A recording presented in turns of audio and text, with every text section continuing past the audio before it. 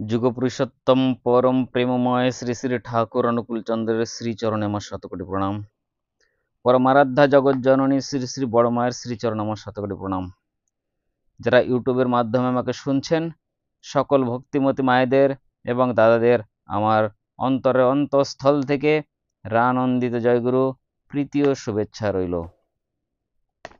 আশা করি আপনারা সকলেই ভালো আছেন। সৎসঙ্গের এক ঐতিহাসিক সন্ধিক্ষণে মানুষের মহামিলনের পরিবেশ রচিত হয়ে গেল দেওঘর সৎসঙ্গ আশ্রমে। দেবদেবতার লীলাভূমির পরম তীর্থকেন্দ্র এই সৎসঙ্গ। প্রাণের টানে এখানে মানুষের সারা বছর ব্যাপী যাতায়াত।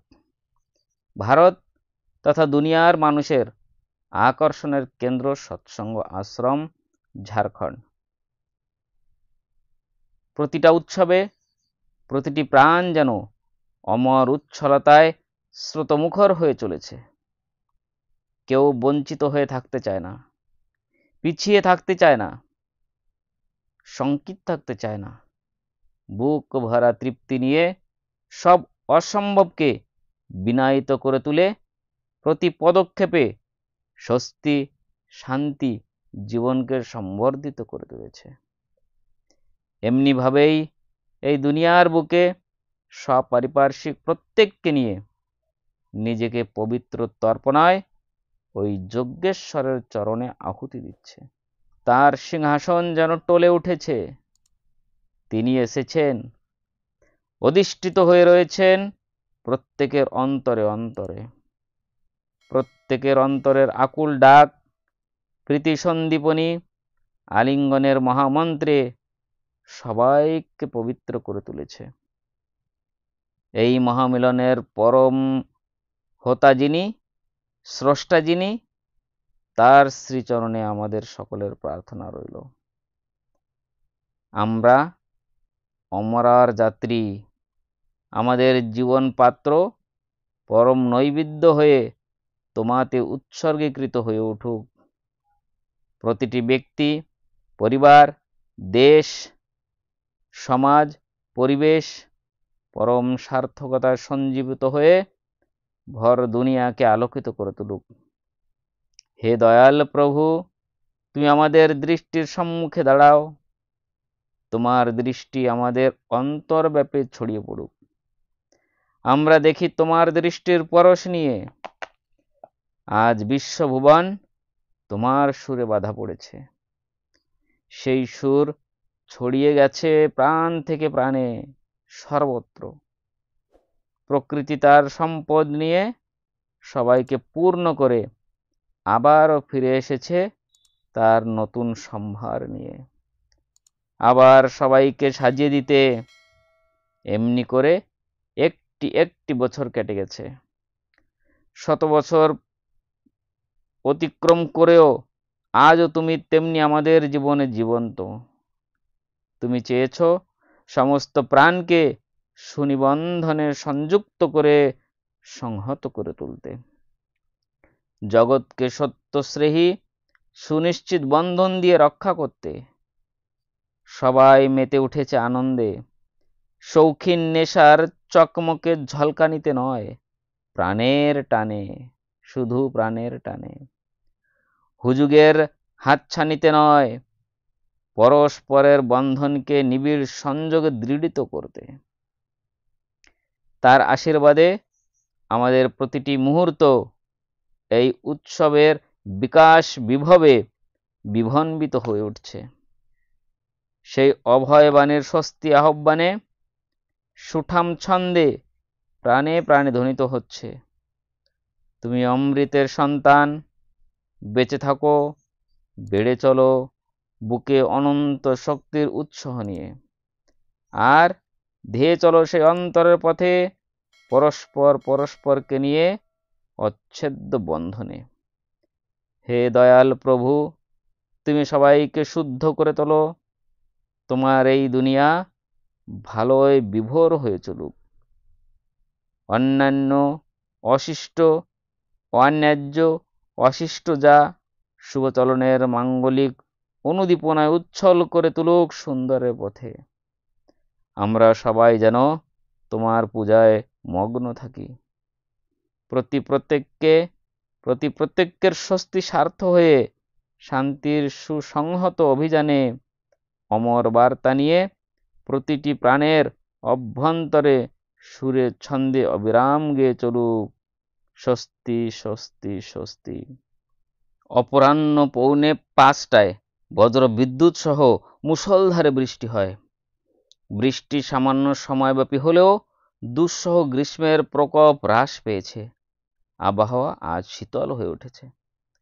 বেলা 10টায় পূজ্যপাদ বরদা শ্রী শ্রী পিতৃদেব সমীপে এসে সেখানে বসেছেন। সাথে এলেন পূজনীয় বাবাইবাবু, সিপাহীবাবু ও বিঙ্কিবাবু। পশ্চাতে আরও অনেকেই এসছেন। পূজ্যপাদ বরদার সাথে সকলে প্রণাম নিবেদন করে বসলেন। পূজ্যপাদ বড়দাদা নানান সংবাদ পরিবেশন করছেন। তিনি উপস্থিত থাকলে আলোচনা বেশ জমে ওঠে। তার মুখ থেকে শ্রী শ্রী পিতৃদেব খবর শুনতে আগ্রহী হতেন। পূজ্যপাদ বড়দাদা জানালেন, পরিদাদা নূতন লাইব্রেরি বিল্ডিং দেখতে গিয়েছিলেন? উত্তরে পরিদাদা বললেন, লাইব্রেরি বিল্ডিং খুব ভালো লাগলো। অডিটোরিয়াম খুব ভালো হয়েছে, হাইট অনেক, বড় বড় বিমগুলো দেখা যাচ্ছে। সেখানে উপস্থিত ছিলেন শ্রীকান্ত দাদা। তিনি বললেন, ভুবনেশ্বর মন্দিরের জন্য কনসিল হলে ভালো হয়।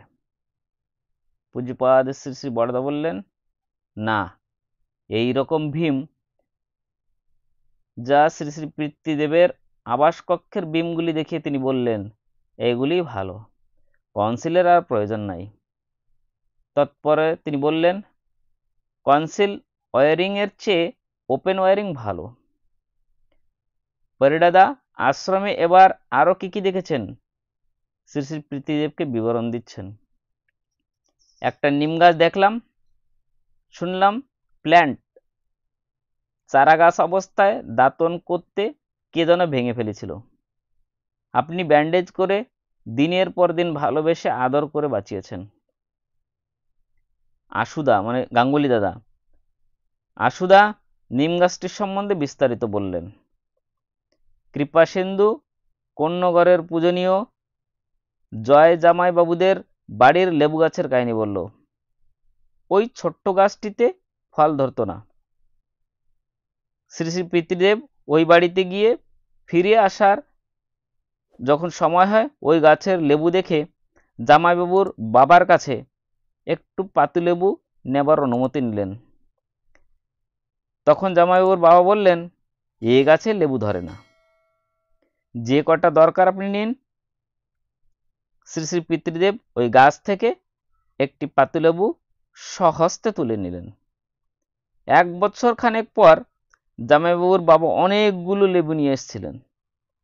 আর তিনি বললেন, আপনি ওই গাছ থেকে লেবু তুলেছিলেন, এবার দেখি ওই গাছে বহু লেবু ধরেছে।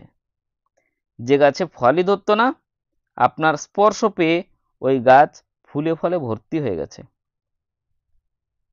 তারপর আশুদা ঠাকুরবাড়ির একটা কাঁঠাল গাছ সম্বন্ধে বললেন। গাছটাতে ফল ধরতো না, বাবা রোজ সময় করে গাছে হাত বুলোতেন। বাবা বলতে শ্রী শ্রী পিতৃদেব, আর আদরও করতেন। আদর ভালোবাসা পেয়ে ওই গাছে ফল ধরা শুরু হলো, প্রচুর ফল ধরতে লাগলো। এভাবেই পরম পূজ্যপাদ শ্রী শ্রী বড়দা শ্রী শ্রী পিতৃদেবের কত না দয়ার কথা আমরা শুনেছি এবং শুনতেও পারি। তিনি ভালোবাসায় আদরের সঙ্গে যে গাছে কোনোদিন লেবু হতো না, যে গাছে কোনোদিন কাঁঠাল ধরতো না, সেই সব গাছগুলিতেও অনেক ফল ধরেছে। এমনি বহু ঘটনা আমরা নানাবিধ প্রসঙ্গে শুনতে পারি এবং অনেক রীতিদাদার মুখেও আমরা এইসব গল্পগুলি শুনতে পারি।